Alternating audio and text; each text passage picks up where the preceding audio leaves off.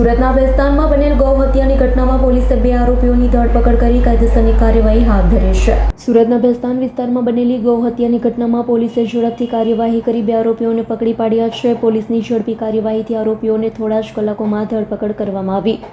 ઘટનાથી સ્થાનિક લોકોમાં આક્રોશ ફેલાયો હતો. ઘટનાના અનુસંધાનમાં બેસ્તાન પોલીસે સ્થળ પર જઈ આરોપીઓ સાથે રિકન્સ્ટ્રક્શન કર્યું.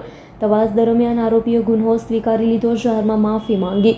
પોલીસ અધિકારીઓએ જણાવ્યું છે કે આરોપીઓ પર કાયદેસરની કાર્યવાહી ચાલી રહી છે. તેઓને કોર્ટમાં રજૂ કરવામાં આવશે. ઘટના બાદ વિસ્તારનું વાતાવરણ શાંતિપૂર્ણ રહે તે માટે પોલીસે સુરક્ષા વ્યવસ્થાને મજબૂત બનાવી. બેસ્તાન પોલીસ સ્ટેશનમાં ગુજરાત પશુ સંરક્ષણ અધિનિયમ, BNS અને પશુ પ્રત્યે ક્રૂરતા નિવારણ અધિનિયમની વિવિધ કલમો હેઠળ એક ગૌવંશની કતલ બાબતે એક ગુનો દાખલ થયેલો છે. આ ગુનાની વિગત એવી છે કે બેસ્તાન પોલીસ સ્ટેશનના અધિકારી કર્મચારીઓ પોલીસ સ્ટેશન હાજર હતા.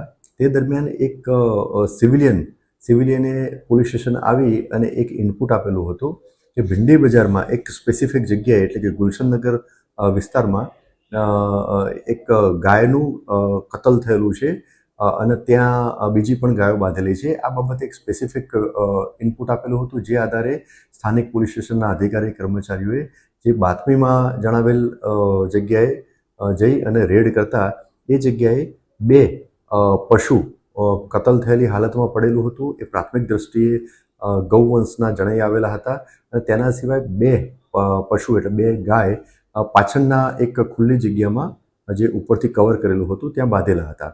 અને આ જગ્યાએ રેડ કરતા કુલ 5 ઈસમો હતા. એમાંથી 3 ઈસમો ભાગી ગયેલા હતા પોલીસને જોઈ અને 2 ઈસમોને કોર્ડન કરી અને પોલીસે પકડી લીધેલા હતા. આ જે પશુની કતલ થયેલી હતી એ કયા પશુ છે એ બાબતે પ્રાથમિક તપાસ કરવા માટે સ્થળ ઉપર વેટરનરી ડૉક્ટરને બોલાવવામાં આવેલા હતા અને એમને જરૂરી સેમ્પલ લઈ અને પ્રાથમિક એમને અભિપ્રાય એવો આપેલો હતો કે આ જે કતલ થયેલ પશુ જે છે ગૌવંશના છે. અને તેના સિવાય જે સેમ્પલ લેવામાં આવેલા હતા એ વધુ પરીક્ષણ અર્થે FSLમાં મોકલી આપવામાં આવેલા હતા.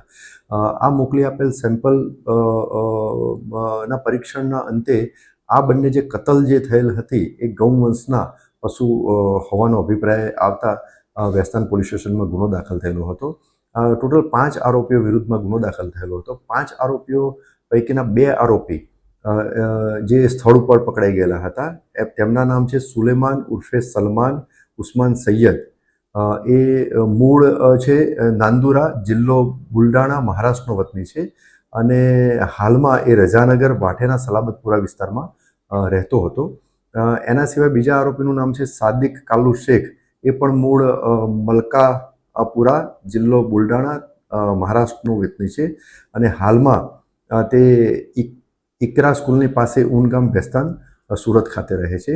આ સિવાય જે પોલીસની રેડને જોઈને 3 ભાગી ગયેલા એ સમૂહના નામ છે. એકનું નામ છે ઇસ્માઇલ બિસ્મિલ્લા સૈયદ, બીજાનું નામ છે મોહસિન ખાન ઉર્ફે બોબડો કબીર ખાન અને ત્રીજાનું નામ છે સુલેમાન પઠાણ. આ જે 3 વોન્ટેડ આરોપી જે છે કે જે સ્થળ ઉપરથી ભાગી ગયેલા એ પૈકી ઇસ્માઇલ સૈયદ અને મોહસિન ખાન કબીર ખાન આ બંને આરોપીઓએ જે ગાય જે છે એ બંને ઈસમોએ 2 ગાય જે છે આ સ્થળ ઉપર લાવેલા હતા. એમનો એ રોલ છે અને આ બધાની એકબીજાની મદદગારીથી આ પશુની કતલ પણ કરવામાં આવેલી હતી. અને 5મો જે આરોપી જે વોન્ટેડ છે સુલેમાન પઠાણ, જેનું નામ પૂરું સરનામું જણાઈ આવેલ નથી, એ આ જે જગ્યાએ કતલ થતી હતી તે જગ્યાએ દેખરેખ રાખતો હતો અને સાફ સફાઈનું કામ કરતો હતો. આ 3 વોન્ટેડ આરોપીઓના મોબાઈલ પણ સ્થળ ઉપરથી મળી આવેલા છે. એટલે આ બધા મોબાઈલ આરોપીઓના અને ત્યાંથી એક મોટરસાઇકલ પણ મળી આવેલું છે, તે પણ કબજે કરવામાં આવેલું છે. અને જે 2 પશુ, જે 2 ગાય જીવતી હતી તેને પણ સંરક્ષણ માટે પાંજરાપોળ બેસ્તાન ખાતે મોકલી આપવામાં આવેલી છે.